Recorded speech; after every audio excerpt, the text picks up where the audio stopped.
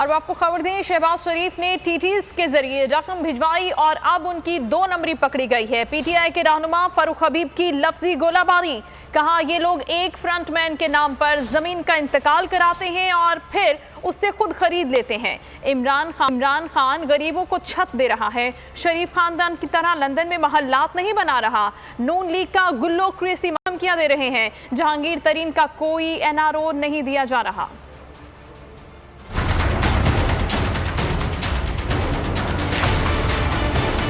ये सारी की सारी नून लीग जो है वो इसी तरीके से कब्जे करके बैठी हुई थी कार्य सरकार की जमीनों पे। 1.5 लाख एकड़ अराजी पंजाब हुकूमत ने वागजार करवाई। राना सनाउल्लाह को तो ये भी बताना चाहता हूँ, इसी किस्म की वारदात इसने अपने डेरे पे भी डाली हुई है। इरिगेशन की जो जगह है उसको जिस तरीके से जालसाजी करके इंतकाल अपने नाम के ऊपर करवाया हुआ है, उसका खाता भी खुलने वाला है। आप उनको धमकियां लगाएं, उनके ऊपर धौंस चलाएं, ये मामला आपको नहीं होने देंगे। इनका भी मुहासबा होगा और किसी सूरत भी जो है वो हुकूमत कानून की अमलदारी से जो है वो पीछे नहीं हटेगी। इमरान खान किसी सूरत किसी से ब्लैकमेल होने वाले नहीं है और अगर किसी का रिकॉर्ड साफ है, उसके बाद डॉक्यूमेंट्स मौजूद हैं, वो अपनी तमाम तर चीजें जो है वो अदालतों के सामने जाके पेश करें। किसी को कोई एनआरओ नहीं दिया गया, लिहाजा इसके ऊपर तो अपोजिशन को माफी मांगनी चाहिए जो कहते थे जहांगीर तरीन को एनआरओ दे दिया गया। पीडीएम की फातिहा तो जो है वो पढ़ी जा चुकी है। अब जो है वो पीपल्स पार्टी भी निकल गई, एएनपी भी निकल गई, अब फे और नून बचे हैं और फे और नून का मतलब है कि पीछे फन बाकी रह गया है। अब तो मजाक एक दूसरे का बनाया हुआ है और इनकी जंग अपोजिशन लीडर बनने के ऊपर है और किसी पे नहीं।